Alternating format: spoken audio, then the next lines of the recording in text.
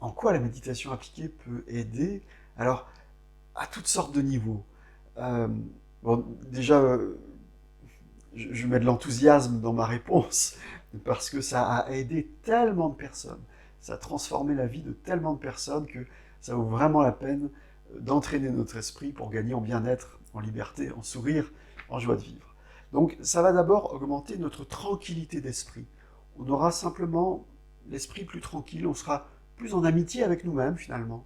On sera bien dans nos bottes si on veut. Ouais.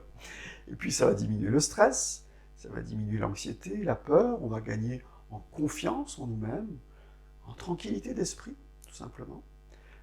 On va apprendre à mieux connaître les mécanismes de fonctionnement de notre esprit, à mieux connaître nos tendances négatives pour moins tomber dans le panneau, quoi, en fait. Hein.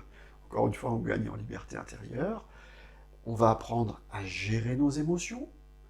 On ressentira toujours des émotions. Hein. Les émotions, ça fait partie de la vie des êtres humains. Simplement, peut-être qu'elles auront moins de pouvoir sur nous. Elles vont moins nous balader. On va moins se laisser emporter. On va moins se laisser envahir par les émotions.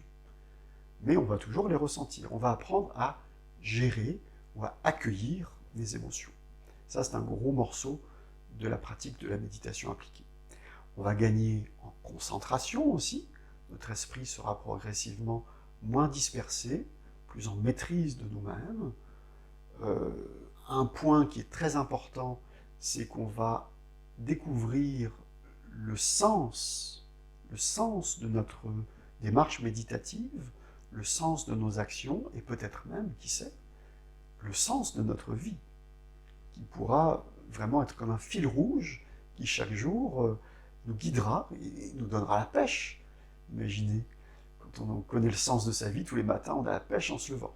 C'est un petit peu optionnel, on n'est pas obligé d'aller vers ça, mais oh, je trouve ça génial. Qu'est-ce qu'on va gagner encore? Ça va éventuellement faciliter nos relations avec les autres, ça va comme les fluidifier, elles deviendront peut-être plus agréables pour nous-mêmes et pour les autres.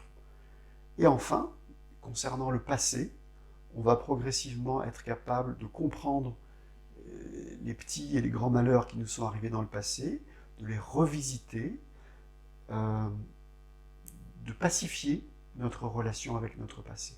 Parfois même d'aimer notre passé.